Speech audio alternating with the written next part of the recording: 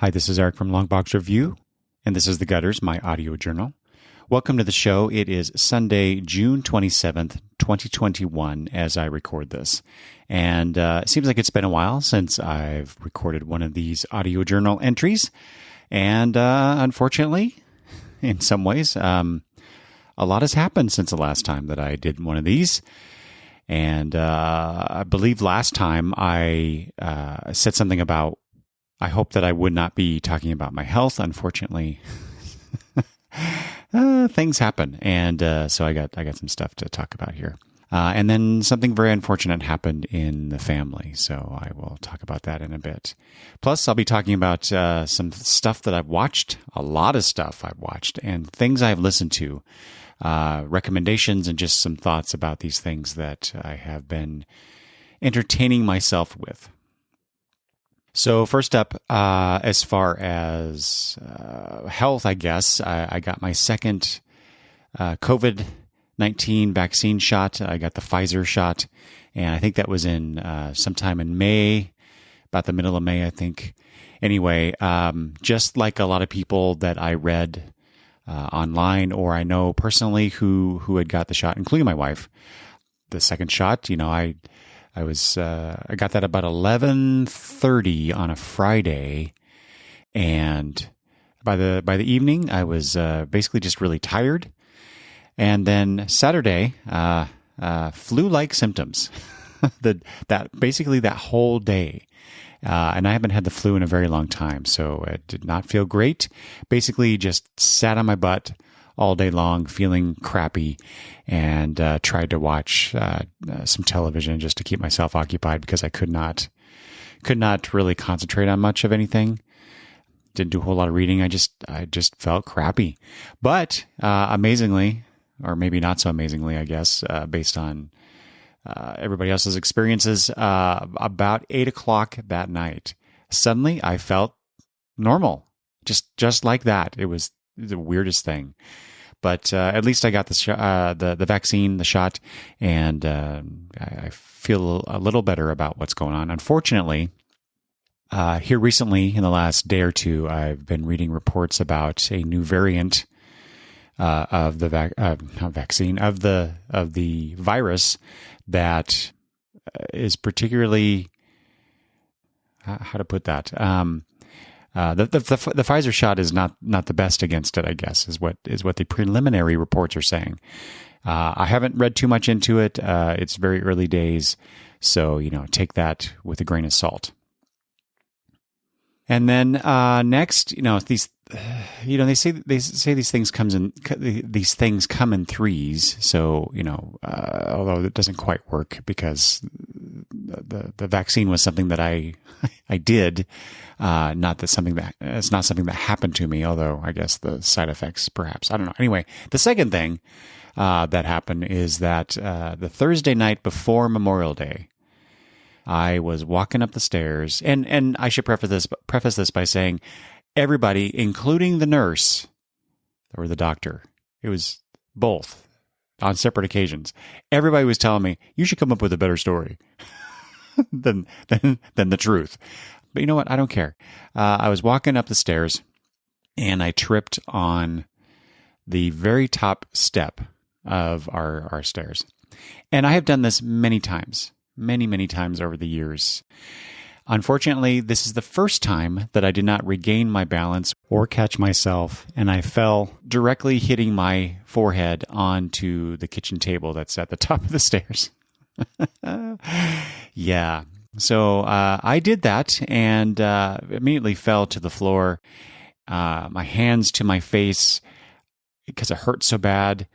I knew I was bleeding, but I didn't know, did I break my nose? Because basically my whole face just kind of went numb. There was pain behind it, but I couldn't really feel anything as far as what was going on, externally.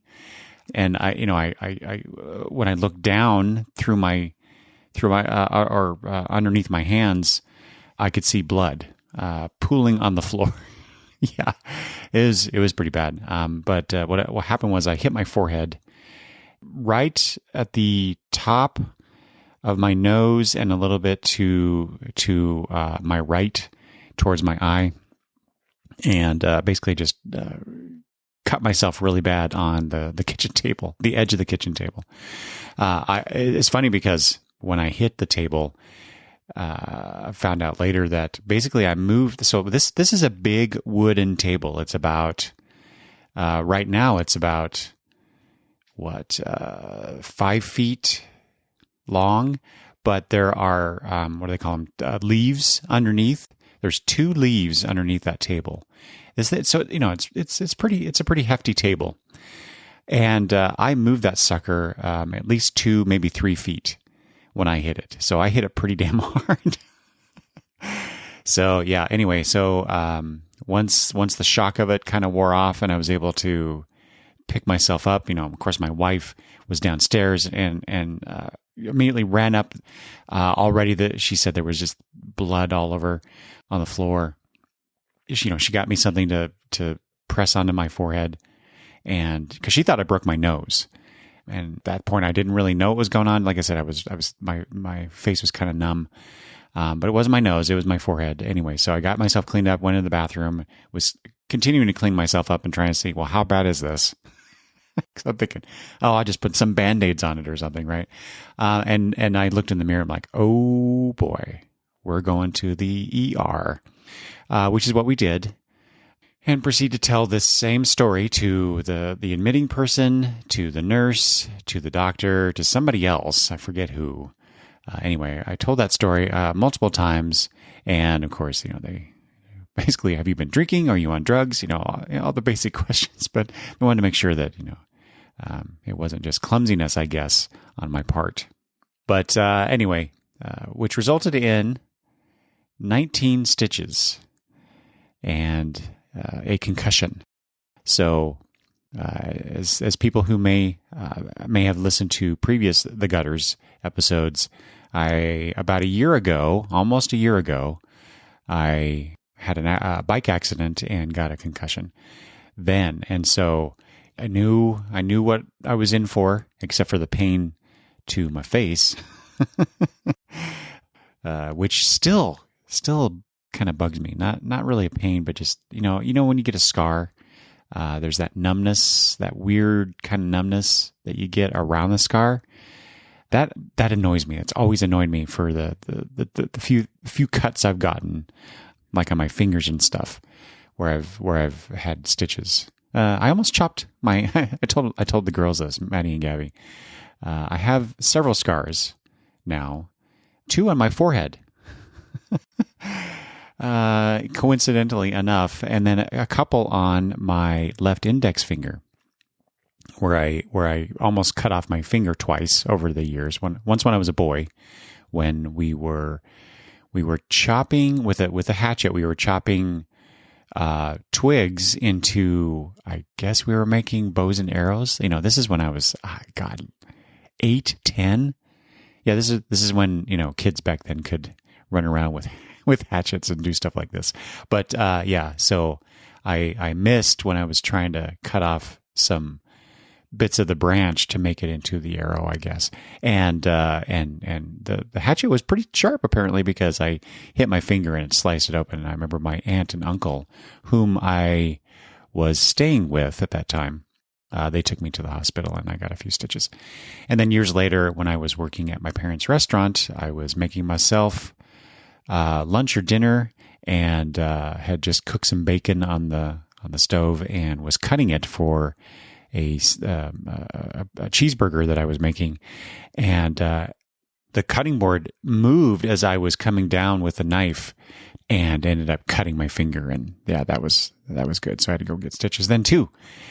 Yeah, so apparently I'm not very good with knives. Is I guess the moral of the story. Also, walking.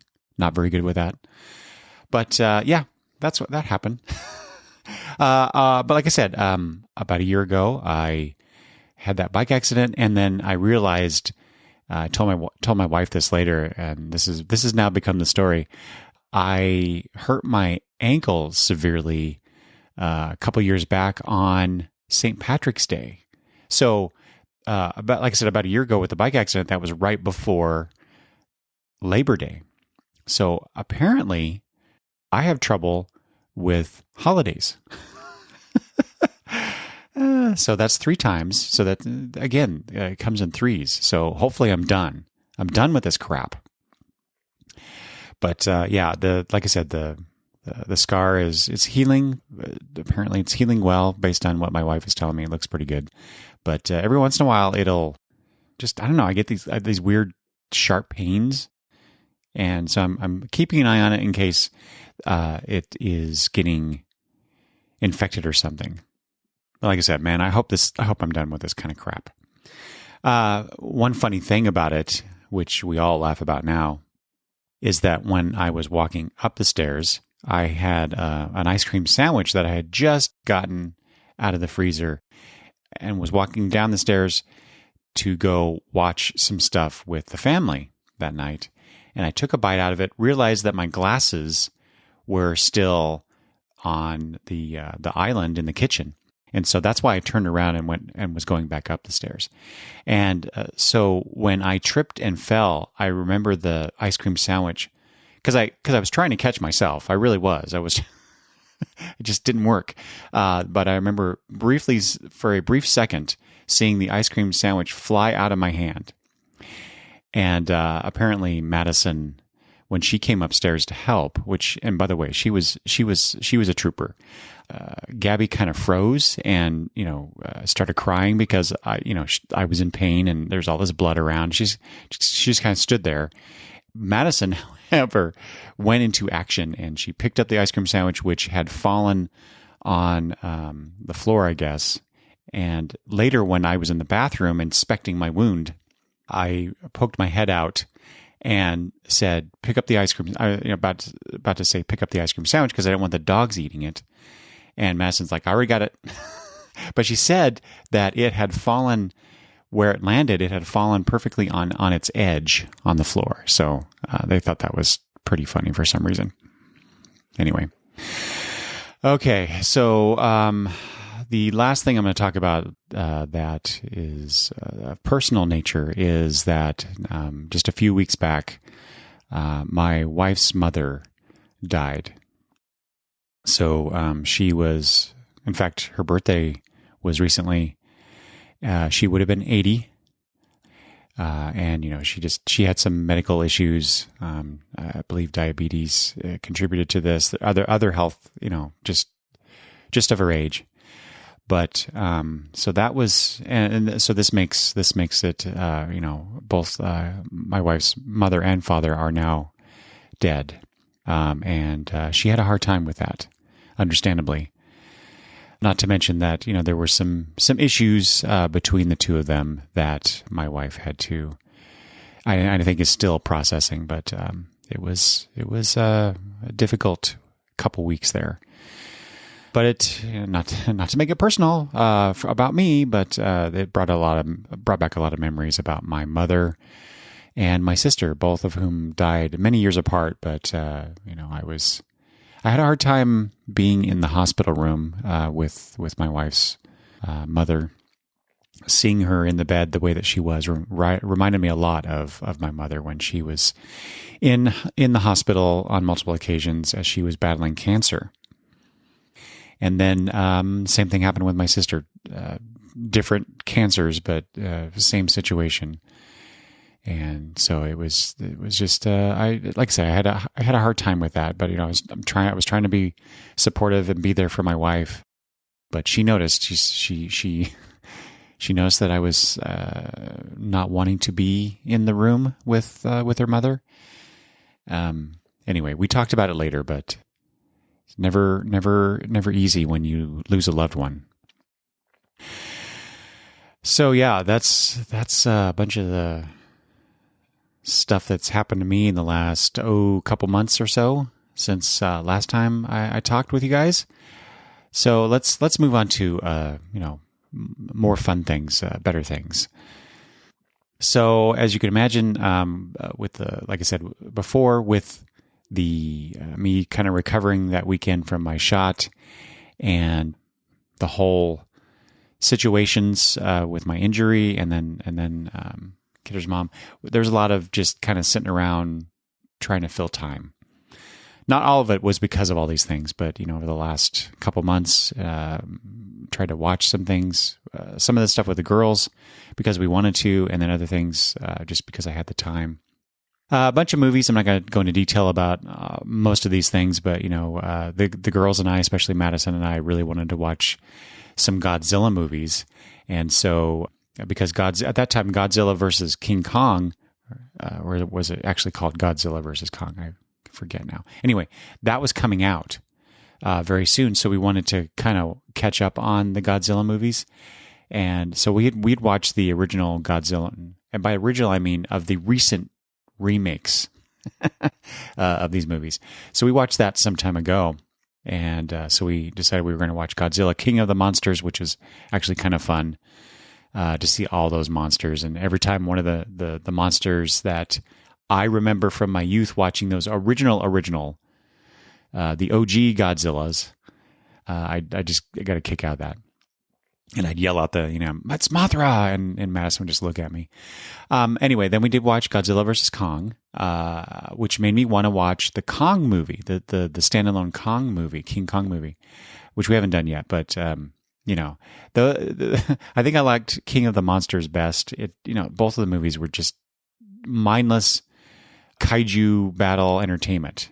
Good special effects, but nothing engaging about these movies, these stories, which is not what I would say about a few of these other ones. I've been on, I think I mentioned this before, I've been on an older movie, especially if they're in the 60s or even early 70s, kick, and I watched a couple of Michael Caine movies, Get Carter and The Italian Job. And boy, talk about, completely different types of films. The Get Carter one I really enjoyed. It's you got your not so great guy, hard bitten criminal going after the guy or whomever killed his brother, and then you get that. If you've watched the movie, you get that twist ending that was completely a surprise to me. So I quite enjoyed that movie, especially mostly because of the time that it was set in. And I was doing some reading on it, and apparently a lot of people, it was criticized a lot for celebrating the criminal lifestyle and all these people doing bad things and not getting their comeuppance, from the law, which is, I think, very common these days. But back then apparently it was not well received. And then I watched The Italian Job, and that was fun. That was basically a caper movie. I did not expect it to be such a comedy. There's a lot of comedic elements, some kind of over the top characters. Why are you trusting this goofball to do this particular job? But maybe a little too much slapstick type comedy, not really slapstick, but of that kind of comedy. And then that ending, just I was did not like the ending of The Italian Job, but it was kind of funny. And then my wife, as she's continually adding things to her Netflix watch list, found this movie and started watching it one night after I'd gone to bed, and then realized, oh no, I need to watch this with Eric. So she told me about this, and we watched it a few days later, and it was delightful. And so I highly recommend this. This is called, I think, The Fisherman's Friends, and this is based on a true story of this group of men who live in this Welsh town, and they would sing to entertain their friends, their fellow villagers, and others who are around, and also they do it to. I think it was they did it to raise money to help townsfolk with things, but they would sing sea shanties and other things like that. Anyway, this record producer who happens to be on vacation there through some silly machinations gets them to sign up to do a record. And, they actually, that actually happens, and they go through all this stuff, and and became quite popular apparently. And it's not just about the music. There's these relationships that develop between the record producer and some other people in the town. And it was just a lovely, lovely, feel-good movie. So I highly recommend that, especially during these trying times that we're in. A movie, I don't know that I would recommend this. I did end up watching the Zack Snyder cut of Justice League, that 4-hour slogfest, I will say. So there you go. That you could already know what I think of this movie. So I did watch it in one sitting. I happened to be home by myself one weekend, and decided that I was going to do that. So I think I started at about 6:00, and then maybe that was part of the problem. Maybe I should not have watched it all at once like that. And I'm going off memory because it's been about a month or so since I've watched it, but I found the whole thing pretty damn self-indulgent. Way too many long extended, it's redundant, extended fight scenes that we did not need. There were some things, though, that I will admit I thought made the overall story a little better, and most of those things had to do with Cyborg and his story. I did find the whole Flash thing, that car accident scene. It was kind of funny because I watched it some days after it debuted, or maybe even a week or more. So I was reading other people on Twitter, reading other people's reactions to the movie. And it's so funny how we all see things differently, because that scene with the Flash and the car wreck, and I think that's Iris, right? That's there. And the way that he's interacting with Iris as she's flying through the air, I found it completely creepy. And other people, I at least a few people that I read, thought it was sweet and added to his story and all this stuff. And I'm like, nope. I still do not like Snyder's vision, and I put that in quotes, of these DC superheroes. Seeing the way that they kill, and seem to have no problem with it. There's that whole scene with Wonder Woman, and there were some bad guys that she was fighting, and just how callously and, I don't know, quickly, easily, what's the right adjective here, disposed of these folks, when that's not Wonder Woman. That might be, quote unquote realistic, if you were a super powered being battling these terrorists or whatever, I think they're bank robbers.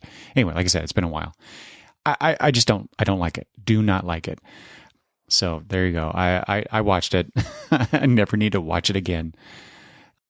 My wife and I watched Hillbilly Elegy, which was quite good. Very, very well acted. Very good film.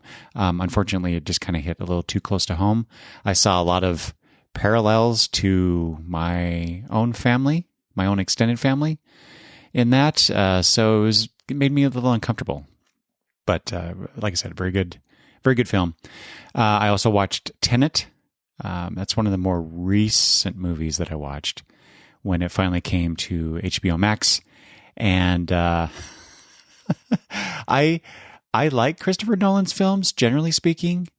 This is not one of his better films. There's some great ideas in it, not well executed. It was more about the plot and just the general idea of what he's going for with the whole time travel aspects, than about character and emotion, and which, to be fair, that's what he does a lot of that. It's very affectatious, his take on movies. But for me, a good movie, there has to be about the character and what they're going through and how that makes them feel, and by extension, including you in that whole process. So he does not do that well. So again, like the Snyder movie, I found it a bit self-indulgent. So I don't know. maybe you think differently. Just a couple more movies here. I watched the new DC Comics animated movie, the JSA World War II. I actually kind of fell asleep during it while the girls and I were watching it, so I need to go back and watch it again because I think I missed some things, including much of the Aquaman stuff. Except I did wake up for the end of that. But I did like to see the JSA characters. I love seeing Hourman in there, and which kind of made me want to go read a bunch of Golden Age JSA stories, mostly to read how Hourman was portrayed, because he's always been one of my favorite JSA characters. I also really liked that Wonder Woman was presented. She spoke with what I think is ostensibly a Greek accent, which is not something that they normally do with that character. But I'm thinking maybe because it's the World War II version, they could do that. I think they could do that anytime with any different or any version of Wonder Woman that we get in media. But and did anyone have a trouble with Barry Allen Flash's mask in that movie? It just looked weird and off. It was a design choice that I thought was kind of odd, but there you go. Plus, speaking of Flash and creepy. Not creepy, but, going back to what I said about Flash in the Justice League movie, Flash's murder of Brainiac in the end of that movie, I thought was not the right take. and the fact that both Superman and the Flash are like, hey, well, it's done. That adventure's done. See ya, bye. I don't know what the frick DC is thinking with their movies and these characters, but it's not my characters, folks. All right. And then finally, my wife and I watched recently The Lovely Bones, which is a Peter Jackson movie. And unlike Christopher Nolan, Peter Jackson knows how to connect you with the character and make you feel something about these characters and their situation. So normally I don't like movies that are narrated by a dead character, but in this case, it was done so well. The imagination, the animation in this movie, just the special effects, with the main character who is in I'll just say limbo, this place in between life and death, just brilliant. Brilliantly executed, I should say. And then there were things throughout the movie, elements like just like a prop, like this sun hat, or is one thing I remember specifically. There's some other things too that you would see earlier on in the film, and then later would appear in a different way, which I love that those connective tissues in movies, like when they do things like that. So that was fun.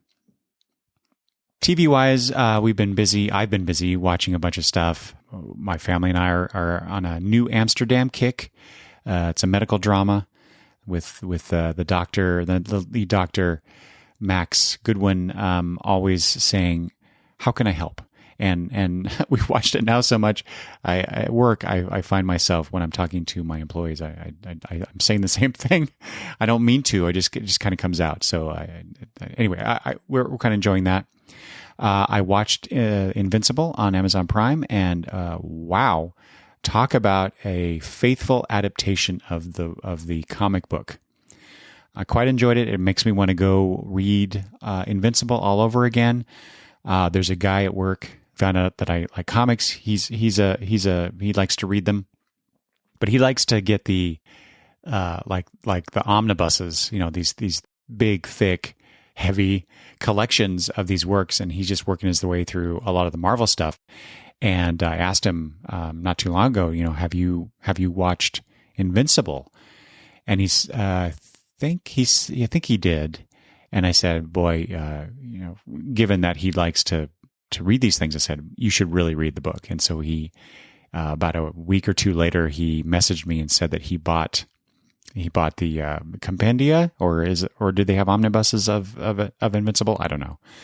I bought the trade. So, but anyway, he got it, and so he's I think he's already burning through them now.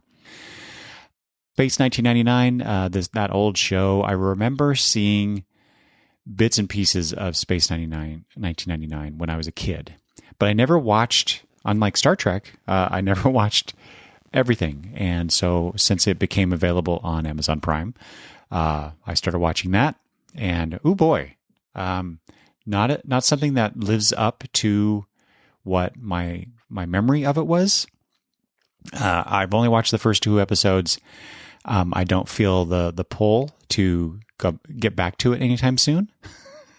But I know my buddy Travis has been watching it too, and he seems to like it really well.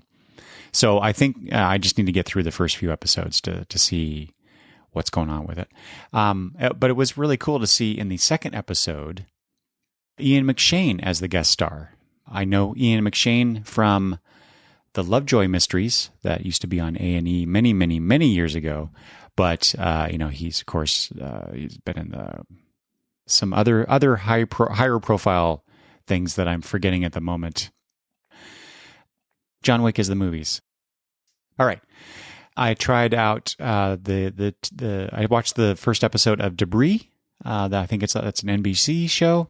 And I watched it, and I just rather rewatch the X-Files because that's kind of that's the vibe they're going for, but not nearly as interesting. And the characters are so low key. It's all surface with the newer programming, I should say. Yeah, I'm just not connecting with it. My wife has been wanting to watch the show Evil, which I think is on CBS. I watched several episodes with her, but again, it's just like, it made me want to rewatch Millennium, which I did watch that first episode again, intending to watch more, but I haven't done that. I will say though, I did quite like one of the characters on there, Asif Manvi's character. I can't remember the character's name, but he's probably the best thing about that, and he's like a secondary character. My wife and I also watched, and this is another thing that she found and told me about, and so she was really interested. It's called All or Nothing, the All Blacks, and so this is a series. It's a show that focuses on various, I think, sports teams or sports. It's sports related, I believe. Anyway, this is about the New Zealand All Blacks rugby team, and it spotlighted the characters, the players, and the coaches, and their matches, and how they're building up the team. Again, after a bunch of people left because of injury, and then dealing with injuries. And anyway, so I love rugby. Something that over the last 5-7 years or so, I have come to really enjoy. It's my favorite sport to watch. Anyway, I've been trying to get my wife interested in rugby so that we could watch rugby together, but she's not done that. But she really, really enjoyed watching the All Blacks show here. And again, I think it has to do with, going back to what I said about Nolan and some of these other things. That All or Nothing really got you connected with the players and their stories, and made you want to know about them and how they're doing, and are they recovering from their injuries, and are they going to be able to play again, and really well done in terms of getting you interested in these characters. The next show that we finally finished, speaking of getting interested, The Mandalorian. We watched finished season 2, I should say, and I have to say, this show really has gotten me interested for the second time, I'll say, in the Star Wars universe. The first time being, I quite enjoyed the first movie trilogy. Did not like the second, and the third was okay. But man, watching this Mandalorian TV show, I guess I prefer the TV format in general. I like how you get several episodes of character development, of storytelling, of world building that you don't get in movies, even across a series of movies that we've gotten over the decades with Star Wars. So give me more Mandalorian. Give me more other TV shows set in that universe, and maybe I will like Star Wars a sliver as much as I do Star Trek. We also finished Zoe's Extraordinary Playlist, the second season, and I heard not too long ago that it was not renewed for a third season, which makes me sad.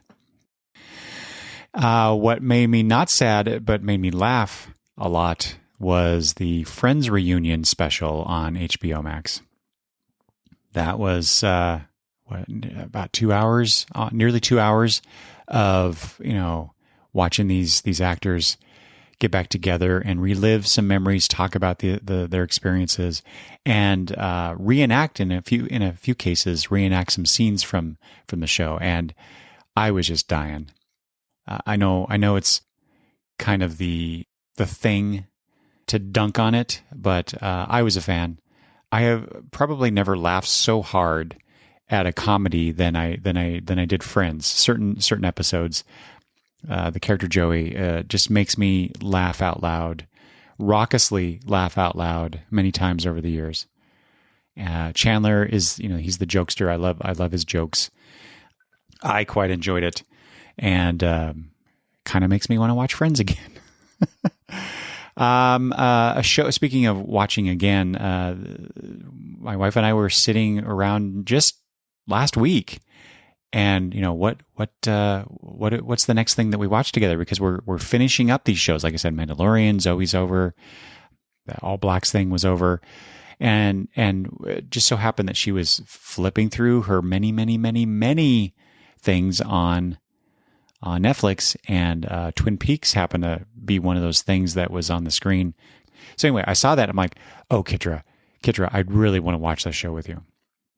And so we started it, and we saw that because Netflix is telling us that it is leaving Netflix in 3 days at the time of this recording on June 30th. So we have been watching about 3, sometimes 4 episodes a night for the last several days. So we have 7 episodes to go at this point.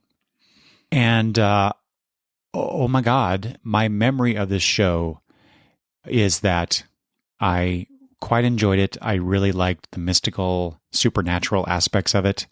Apparently what I forgot, however, is the really crappy soap opera-esque storylines and situations that I cannot stand. I don't know how. See, okay, I never watched Twin Peaks when it originally aired. I do remember, though, the buzz about the show. Especially between season 1 and 2, who killed Laura Palmer? It was akin to who killed or who shot JR. Boy, but man, talk about. I mean, it was a show ahead of its time in a couple ways, right? Because some of the, like I said, some of that supernatural stuff and the characterizations. Because I love Lynch stuff, and I realize I'm going on tangents here, one after the other, but I love Lynch's movies. Mulholland Drive is one of my favorite movies. Blue Velvet is just crazy bonkers. But this show, while there's some of that Lynchian stuff in it, I just do not care about some of these plots and some of these characters. It's very much. The first season was 8 episodes, and I'm going to guess that maybe that was a late spring addition to the lineup, and that's why they only got 8 episodes. I don't know. But then the second season was 22 episodes, and like I said, this was ahead of its time because this is one of those shows that should be only no more than 10 episodes a season. A lot of filler, way too much filler. Way too much derivative, like I said, soap opera type storylines. Ugh. I really just want to skip to the last 3 episodes and watch the stuff about the Black Lodge and the ending.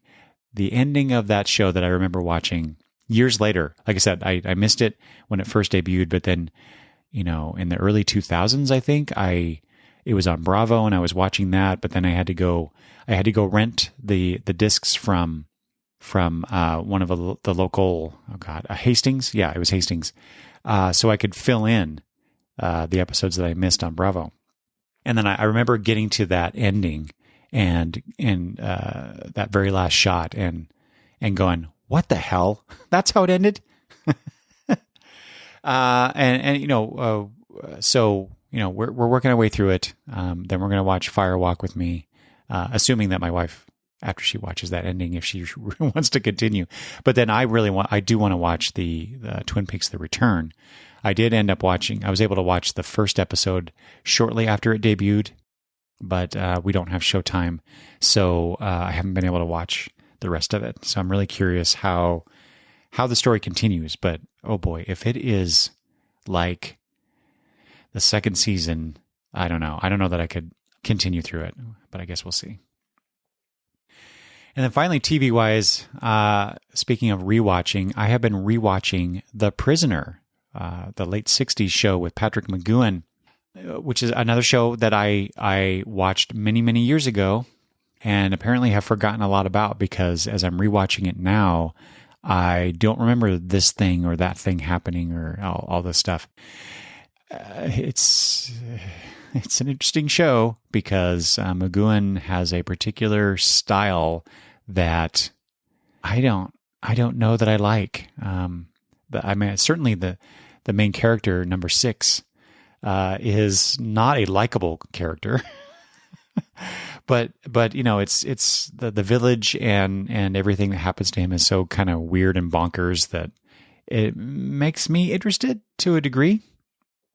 But really what it boils down to is that while I started watching The Prisoner before I found out about this podcast, it is very much the podcast A Degree Absolute. Listening to NPR's Chris Klimek and Glenn Weldon talk about one of their very favorite shows that they decided to do this podcast that is keeping me going watching them. And so I'm actually looking forward to watching the next episode in the season, in the series, so that I can then go listen to them talk about it.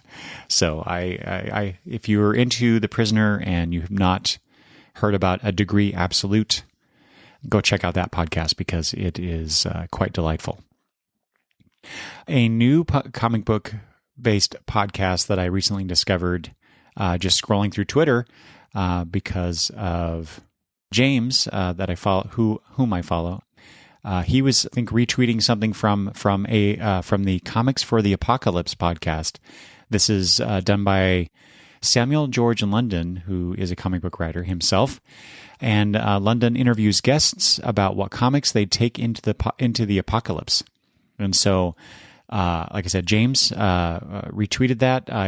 So I checked it out, saw that he was on it, and had to listen to that, of course. And then I also saw that Chris from the Creator Talks podcast was also on it. And then so a bunch of other people. Mark Wade, I saw, was on one episode. Anyway, a bunch of other folks that Mr. London is interviewing. And so that's been quite fun to listen to these answers from these guests about some of their favorite comics and why. So yeah, check out Comics for the Apocalypse. Also, a new podcast that I've been listening to because it's Star Trek related. Gates McFadden, Dr. Crusher from The Next Generation, has been doing a podcast called Investigates, where she interviews her Star Trek co-stars and others related to Star Trek. And so that's been a lot of fun. Just a great little conversational thing. She usually has these questions. The 2-part episode with Will Wheaton was especially fun to listen to. He's great as a interviewee and storyteller. So that was fun to listen to those two. Space Mom and Space Son talk to each other. But there's been others. There was the Jonathan Frakes episode that I listened to. The LeVar Burton. I know that Nana Visitor is the most recent one that I've seen. I haven't listened to that yet, but anyway, boy, it's a lot of actors talking about the shows that they were in. Here's the last one in that vein. My daughter actually told me about this. Scott Patterson, who played Luke on Gilmore Girls, is in a new show called I Am All In, which is a line that his character says in the show. at one point. Anyway, so he's interviewing people from the show, not just actors, but also like the costume designer and somebody else who I'm forgetting at the moment, but production staff on the show, and it's fun. I've only listened to a few episodes, but I'm a big Gilmore Girls fan, and Scott Patterson is an affable host, so I quite enjoyed that. And then finally, my final podcast recommendation is the Spores, Molds, and Fungus podcast from Christopher Cantwell and his wife, Dr. Elizabeth Cantwell. So Christopher Cantwell, just in case you don't know, is a comic book writer. He's also a writer of other media things, but I'm just now getting into his work. Anyway, so they started this podcast during the pandemic to talk about things they can't stop thinking about. And the whole reason I even started listening is because I think Mr. Cantwell tweeted out that they had this episode about Captain Kirk. And so they talked a lot about just who is Captain Kirk and what motivates him, and the perception of Kirk in various ways, which I found very fascinating, to coin a phrase. Anyway, it was a very good episode. So I'm looking forward to seeing what other things that they talk about that they can't stop thinking about.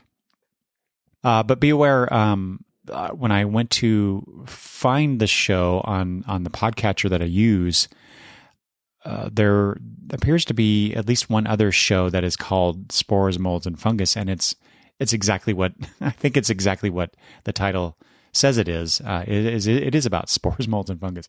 So you just got to be aware that you might have to do a little more digging as far as that particular show. And if I'm smart and I'm listening to myself in the future as I edit this, I will remember to add links to these shows in my show notes. We shall see how smart I am in the future. Apparently not very smart because, I fall upstairs. Anyway, that's what I've got here for my audio journal today. Thank you for listening. Be safe out there. As I record this, we are heading into, in the Pacific Northwest where I live, record-breaking temperatures. And so if you are in this area or any area where you're getting hit by this summer heat, please be careful. Drink lots of water. Stay indoors, which is probably a good thing anyway during a pandemic that's still going on. All right, I'm out of here. Thanks for listening. Bye-bye.